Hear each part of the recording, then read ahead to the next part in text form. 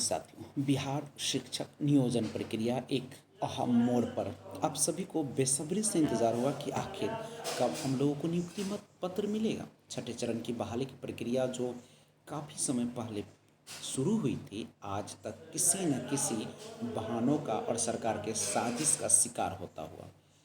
शिक्षा मंत्री पहले कहा करते थे कि आप लोगों को नियुक्ति पत्र 15 अगस्त यानी स्कूल में आप अपना जलेबी खाएंगे और खुशियाँ मनाएंगे, लेकिन उनकी ये वादे टूटते हुए फिर अब कितने इंतज़ार के बाद जब काउंसलिंग की प्रक्रिया पूरी हुई तो लोगों को इंतज़ार था कि अब हम लोगों को बेरोजगारी दूर होगी, हम लोग को नौकरी मिल जाएगी और 94,000 शिक्षक बहाली की जो प्रक्रिया थी उसमें तेज़ी आई और काउंसलिंग का प्रक्रिया हुआ, हर चीज़ हुआ, लेकिन नियुक्ति पत्र किसी को नहीं मिला।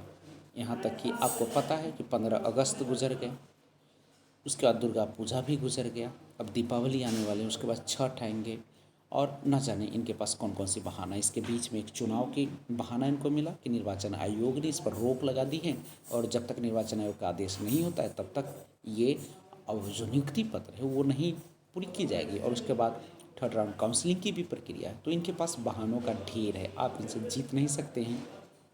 हम लोग आंदोलन करते हैं, हम लोग सड़कों पर आते हैं, लाठी खाते हैं और शिक्षक जो कि एक बेहतरीन सम्मानजनक पोस्ट होता है उसके बावजूद हम लोग पर लाठी बरसाई जाती है, हम लोगों को मंत्री से मिलने से मना किया जाता है।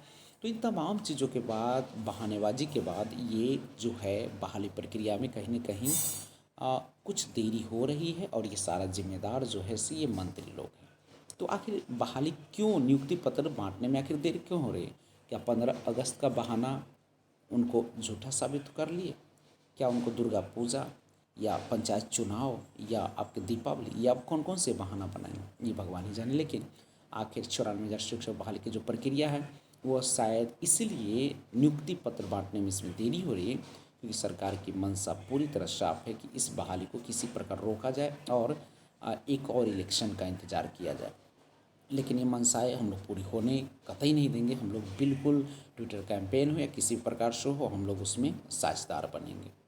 तो इन तमाम चीज़ों के बीच आपके बीच में फिर से लेकर आता हूँ कि आखिर शिक्षा मंत्री चाहते क्या है और बहाली की प्रक्रिया कब तक होगी।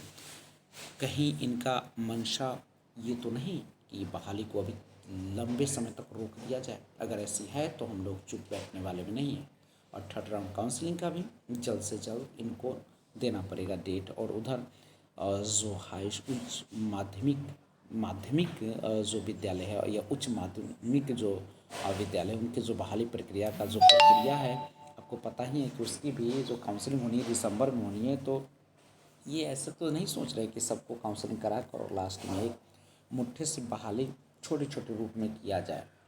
तो उनकी मंशा को हम लोग बिल्कुल नकारेंगे और उनकी चालों को समझेंगे और एकता को बनाते हुए आगे बढ़ेंगे। जय हिंद।